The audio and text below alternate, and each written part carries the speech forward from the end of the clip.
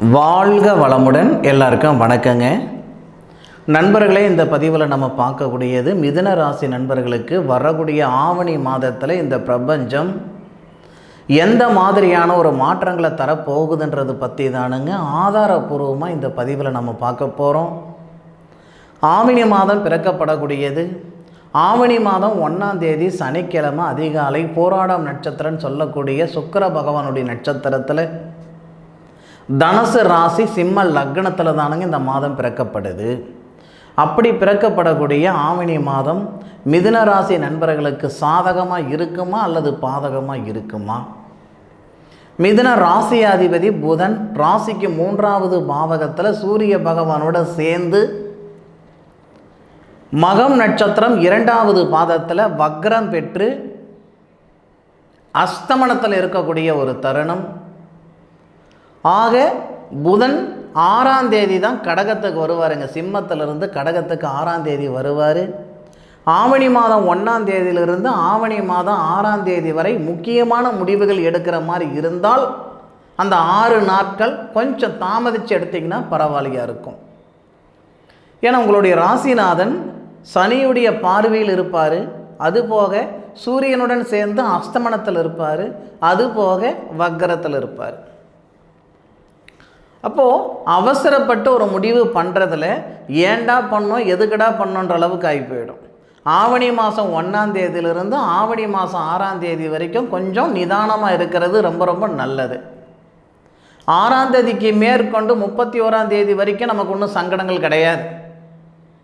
அந்த 6ஆம் தேதி வரைக்கும் கொஞ்சம் சூதானமாக இருக்க வேண்டிய ஒரு கட்டம். சார், ஒரு வண்டி வாகனங்கள் புக் பண்ணியிருக்கிறேனுங்க, எடுக்கலாம்னு இருக்கிறேனுங்க, ஒரு வீடு வாசல் வாங்கலாம்னு இருக்கிறேனுங்க, ரிஜிஸ்ட்ரேஷன் பண்ணலாம்னு இருக்கிறேனுங்க, அந்த 6 நாள் நம்ம தள்ளி போடுறதுல ஒன்றும் ஆகாதுங்க, அது மனசில் வச்சுக்கிடுங்க. அதுபோக மிதுன ராசிக்கு மட்டுமே சூரிய பகவான் தகிரியஸ்தானாதிபதியாக வருவார். அப்போ மிதுன ராசி நண்பர்களுக்கு தகிரியஸ்தானாதிபதி சூரிய பகவான் தகிரியஸ்தானத்தில் வரக்கூடிய ஒரே மாதம் இந்த ஆவணி மாதம் தானுங்க. 12 மாதம் 365 நாட்கள் இருக்குது அப்படின்னா 31 நாள் மட்டுமே தகிரியஸ்தானாதிபதியான சூரிய பகவான் 3வது பாவகத்தில் தகிரியஸ்தானத்தில் வருவார். 6 மாதமாக ஒரு செயல் நினச்சிக்கிட்டு இருந்திருப்போம், 1 வருஷமாக ஒரு செயல் நினச்சிக்கிட்டு இருந்திருப்போம். ஆவணி மாதம் வந்த உடனே அது செஞ்சுவிட்டு தான் மறுவேளை பார்ப்பீங்க, யோசனை பண்ண மாட்டீங்க. பொதுவாக மிதுன ராசியில் பிறந்த நண்பர்கள் மற்றவங்களுக்கு பாதையை காட்டி தான் பழக்கம், வழி காட்டி தான் பழக்கம். மற்றவங்க கிட்ட போய் வழி கேட்டு பழக்கம் கிடையாது. ஒரு 6 மாத காலமாக இல்லை 8 மாத காலமாக நீங்கள் இதுக்கு முன்னுக்கு வாழ்ந்த வாழ்க்கைக்கு இன்றைக்கி வாழ்ந்துக்கிட்டு இருக்கிற வாழ்க்கைக்கு சம்மதம் இருந்திருக்காது. ஏதோ ஒரு மிஷின் வாழ்க்கை வாழ்ந்துக்கிட்டு இருக்கிற மாதிரி ஒரு சூழ்நிலை இருக்கும். ஆனால் வரக்கூடிய ஆவணி மாதம் 6ஆம் தேதியிலிருந்து நிச்சயம் மனசார சொல்கிறேனுங்க, அருமையான நேர காலங்கள், அற்புதமான நேர காலங்கள். உங்களுடைய ராசிக்கு 2வது பாவகத்தில் குடும்பஸ்தானத்தில் புதன் வருவார். புதன் யாருடைய சாரம்? தன்னுடைய சுய நட்சத்திரத்தில் ஆயிலி நட்சத்திரத்தில் வருவார். அதே நேரத்தில் சூரிய பகவான் மகம் நட்சத்திரத்திலிருந்து பூர நட்சத்திரத்துக்கு வந்துட்டுருப்பார். பூர நட்சத்திராதிபதி சுக்கிர பகவான் உங்களுடைய ராசிக்கு 4வது பாவகம் சுபஸ்தானத்துக்கு வருவார். வாகன யோகம் இருக்குது. 6ஆம் தேதிக்கு மேற்கொண்டு உங்கள் மேலே போடப்பட்ட வழக்குகள் தள்ளுபடி ஆகிறதுக்கான வாய்ப்புகள் உண்டு.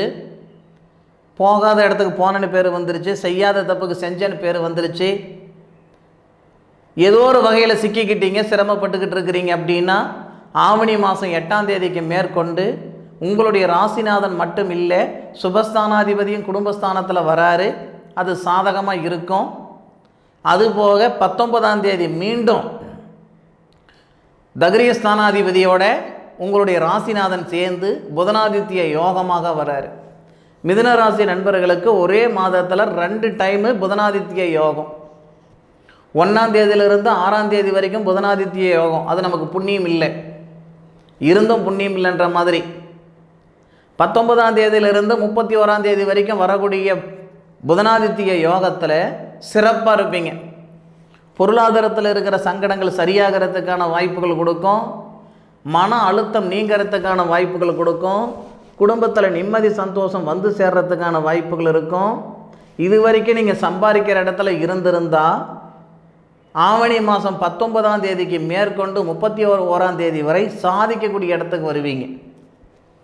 நிறைய மிதுன ராசி நண்பர்களுடைய வாழ்க்கையில் வசந்த காலமாக வரக்கூடிய தேதிங்க அது. ஆவணி 19லிருந்து ஆவணி 31 தேதிக்குள்ளார கண்டிப்பாக நிறைய நண்பர்களுக்கு பதவி உயர்வு வரும். நிறைய நண்பர்கள் சுய தொழில் செய்கிற சூழ்நிலைகள் ஏற்படும். நிறைய நண்பர்களுக்கு பொருளாதாரத்தில் இருக்கிற சங்கடங்கள் நீங்கும். மிதுன ராசியில் பிறந்த பெண்களுக்கு பார்த்திங்கன்னா இந்த நேர காலத்தில் மன வாழ்க்கையில் இருக்கிற சங்கடங்கள் சரியாகிறதுக்கான வாய்ப்புகள் கொடுக்கும். அதுபோக மிதுன ராசியில் பிறந்த பெண்களுக்கு படித்த படிப்புக்கு உண்டான வேலை வாய்ப்பு உருவாகும். இந்த மாதிரி நிறைய விஷயங்கள் மிதுன ராசி நண்பர்களுக்கு சொல்லலாங்க. குரு பகவான் மறைவு ஸ்தானத்தில் இருக்கிறாரே அப்படின்னு சங்கடம் வேண்டாம். 11வது பாவகத்துக்கு அதிபதி லாபஸ்தானாதிபதினு சொல்லக்கூடிய செவ்வாய் உங்களுடைய ராசிக்கு 10ஆம் தேதிக்கு வந்துடுவார். அப்போது செவ்வாய் 11வது பாவத்துக்கு அதிபதி, 11வது பாத்தியத்துக்கு அதிபதி, லாபஸ்தானாதிபதி உங்களுடைய ராசிக்கு வந்து உங்களுடைய ராசிக்கு 4வது பாவகத்தையும் 7வது பாவகத்தையும் பார்ப்பார். சுபஸ்தானத்தையும் பார்க்குறார். அப்போது வாடகை வீட்டில் தான் சார் இருந்துக்கிட்டு இருக்கிறேன், இந்த இடத்த விட்டு போகணும்னு நினைக்கிறேன், முடியவே முடியலைங்க, இந்த நேரத்தில் என்னால் போக முடியுமா? தாராளமாக போகலாம். இடமாற்றங்கள் ஆகிறதுக்கு உண்டான நேரம் ஆவணி 10 தேதிக்கு மேற்கொண்டு. ஆவணி 10 தேதிக்கு மேற்கொண்டு ஒரு சில மிதுன ராசியில் பிறந்த நண்பர்களுக்கு சொந்தமாக ஒரு மண் அல்லது மனை வாங்கிறதுக்கான வாய்ப்புகள் கூட வரும். வருஷத்துக்கு ஒரு முறை தானுங்க இந்த செவ்வாய் நம்ம ராசி மேலே வருவார். செவ்வாய் தன்னுடைய சொந்த நட்சத்திரமான மிருகசீரிசு நட்சத்திரத்துக்கு வந்து நம்மளுடைய ராசிக்கு 4வது பாவகத்தை பார்க்கக்கூடிய தருணத்தில் 4வது பாவகத்துக்கு அதிபதியும் நம்ம ராசி அதிபதியும் புதன் தான். அந்த புதன் 2வது பாவகத்தில் தன்னுடைய சுய நட்சத்திரத்தில் இருப்பார். ரொம்ப நல்ல நேரம் தானங்க இது 10 தேதிக்கு மேற்கொண்டு. அப்போ ஆவணி மாதம் 6ஆம் தேதிக்கு மேற்கொண்டு ஒரு மாதிரியான யோகம், 10ஆம் தேதிக்கு மேற்கொண்டு ஒரு மாதிரியான யோகம், 19ஆம் தேதிக்கு மேற்கொண்டும் ஒரு மாதிரியான ஒரு யோகம். அப்போ மிதுன ராசியில் பிறந்த நண்பர்களுக்கு வரக்கூடிய ஆவணி மாதம் நிச்சயமாக ஆனந்தமான மாதமாக இருக்குன்றதில் எந்த விதமான மாற்று கருத்து இல்லை. நிச்சயமாக எல்லாருக்கும் ஏதாவது ஒரு நேரத்தில் ஒரு நல்ல நேரம் பிறக்குன்னு சொல்லுவாங்க. அப்போ மிதுன ராசியில் பிறந்த நண்பர்களுக்கு வரக்கூடிய ஆவணி மாதம் நிச்சயமாக நல்ல நேர காலங்களாக இருக்குமே தவிர இருக்கிற சங்கடத்திலிருந்து நிம்மதி சந்தோஷம் பெருகுவீங்களே தவிர மீண்டும் சங்கடங்கள் ஆகிறதுக்கு வாய்ப்புகள் இல்லை. இந்த நேரத்தில் நீங்கள் செய்யக்கூடிய செயல்கள், ஏன்னா இந்த தருணத்தில் சூரியனும் புதனும் ஒன்று சேர்றது, குருவும் செவ்வாவும் ஒன்று சேர்ந்துருக்கிறது, இதெல்லாமே ரொம்ப நல்ல விஷயம். சுயதொழில் பிளான் பண்ணிகிட்டு இருக்கிறீங்களா? ஆவணி மாதம் 6ஆம் தேதிக்கு மேற்கொண்டு தாராளமாக செய்யுங்க. ஆவணி 6 தேதிக்கு மேற்கொண்டு ஆவணி 31ஆம் தேதி வரைக்கும் உங்களுக்கு அந்த பிராந்தம் இருக்குதுங்க, செஞ்சுக்கிடுங்க. அனுபவித்து சொல்லுங்கள். ஆவணி மாதத்தில் நடக்கக்கூடிய நிகழ்வுகள் எல்லாமே எப்படி இருக்குதுன்றது நீங்கள் அனுபவித்து சொல்லுங்கள். என்னுடைய காணொலியை முழுமையாக பார்த்தமைக்கு மனசிலிருந்து மனமார்ந்த நன்றிகளை சொல்லிக்கிறேனுங்க.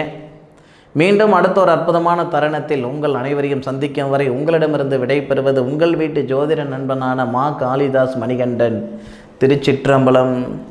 வாழ்க வையகம், வாழ்க வளமுடன்.